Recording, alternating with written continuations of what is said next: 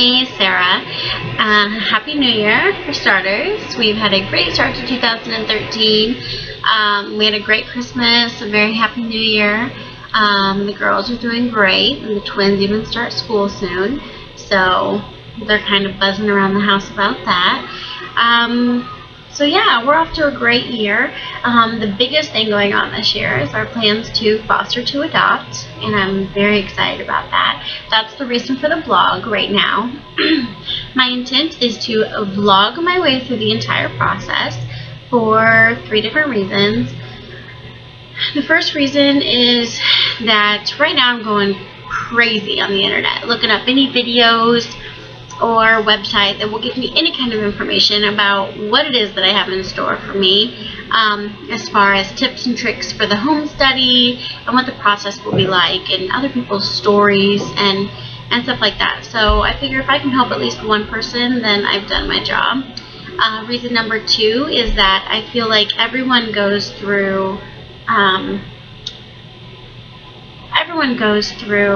the pregnancy. They have their 9 months, and they have their pictures of their bellies growing, and they have all that to look back on, and I just wanted to document this journey for the child that we end up adopting, or the children that we foster. I want them to be able to look back, if we end up adopting a child, I want them to know that they were so wanted and loved before they even got here. And whether they are 3 years old and living a challenging life right now, or whether they were just born last week, or are yet to be born, or maybe they're not even conceived yet. Wherever they are in their life right now, I want them to know that from day one they were wanted. Maybe not by their biological parents, and that's fine. But they're wanted by somebody. And so that's something that I want to get out of this, and I want them to, see this process too.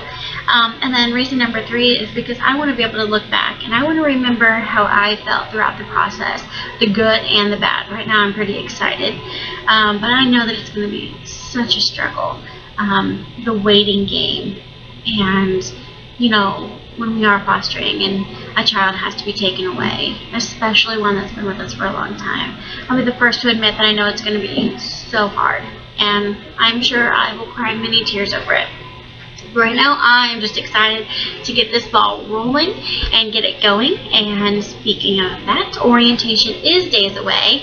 I don't want to give too many details out about that because we're not really ready to show the name or tell the name of our agency for privacy reasons.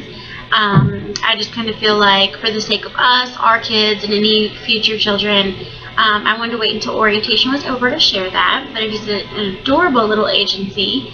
But yeah, I just wanted to wait until because anyone can go to the orientation. So I didn't want to let people know what agency we were going through or when it was. Not like I'm accusing you guys of being creeps or anything, but you never know. So we're going to keep that under wraps for a little bit, but I'm super excited. It's literally days away.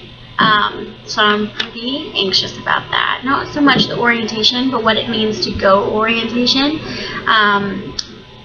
I'm sure orientation will go fine, will go great, but that just means that we can begin this whole process. You can't fill out the application until you've gone to orientation, and this is the first one of the year.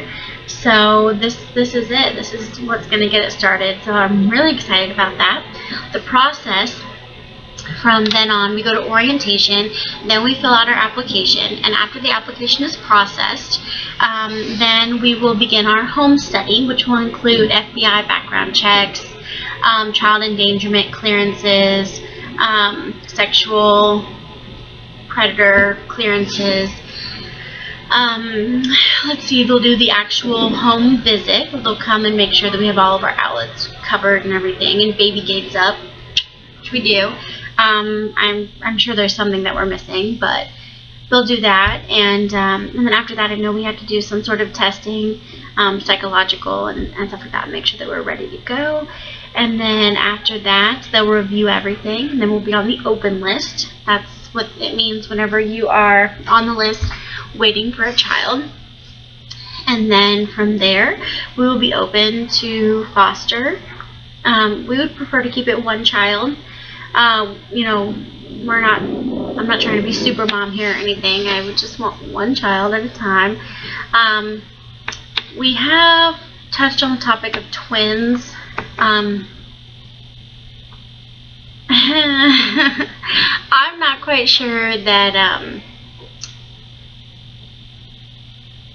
let's just say that would be,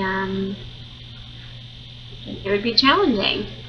It's not like I haven't done it before, and I would do it again in a heartbeat. But this time, you know, it's not quite what I think about every day. I think about that one child, and that'll be challenging enough. And so I think about that one child coming in and it being great. But if they did call us and say, oh, we've got twins, that would be the only way that I would take 2 children. We're really not interested in a sibling set. Maybe if we had 1 child or even 2, I might be fine. But we unfortunately, or fortunately, I have no regrets. I love my 3 little ones, but we do have 3.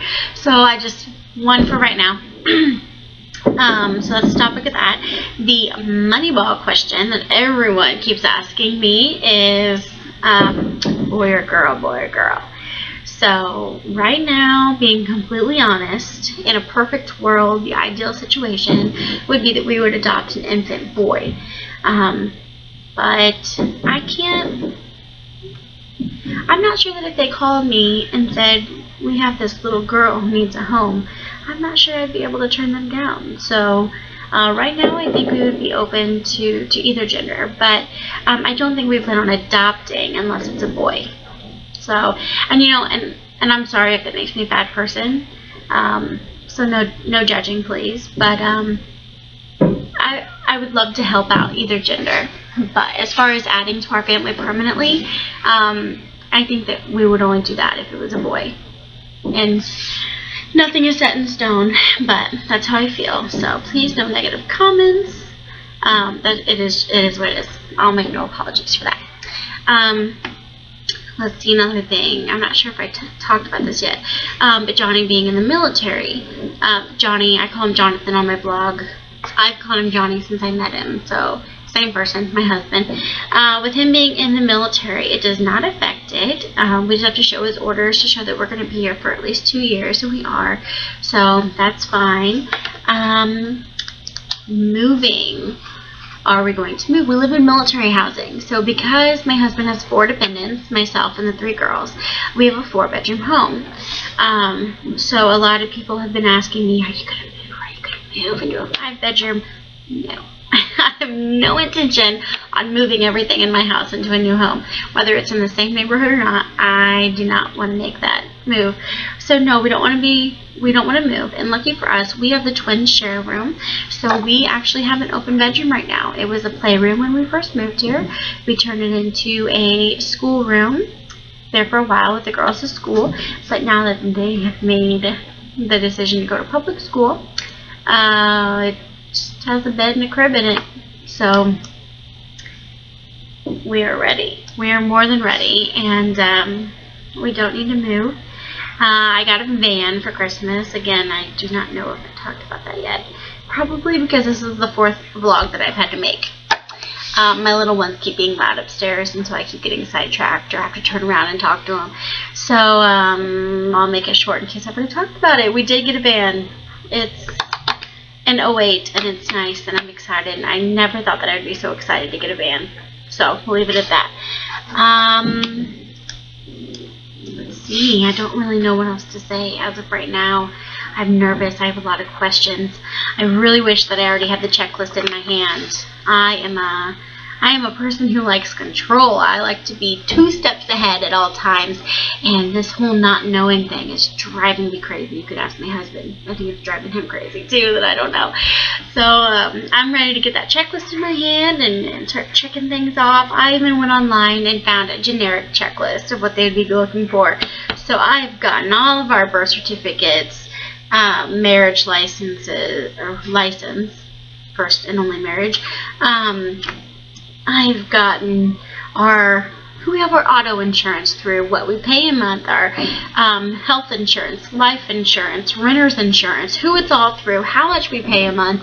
I've tried to get all that. I have made evacuation plans. We have a plug in all of our outlets, the gates up.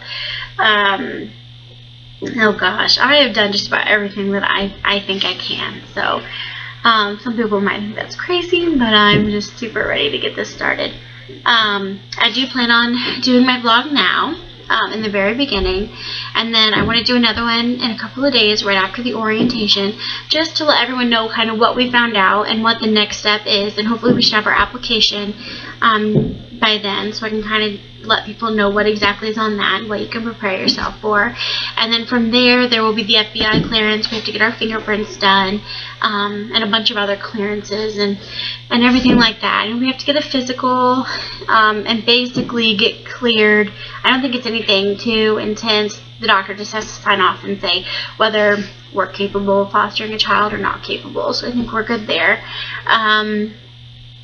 And I don't know, there's a few other things, but I plan on vlogging throughout the whole process and recording it all and keeping you all updated. That's my #1 goal. Is I don't want to keep anything back. I know we're not sharing too much information about the actual agency yet, but we will. I want to be completely open and upfront with everybody, so if you ever find yourself going through this situation, I hope I can help out.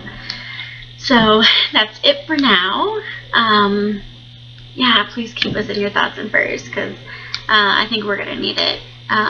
It's going to be a long journey, but I'm so excited for it. So thanks for listening, and I'll see you guys in a couple of days.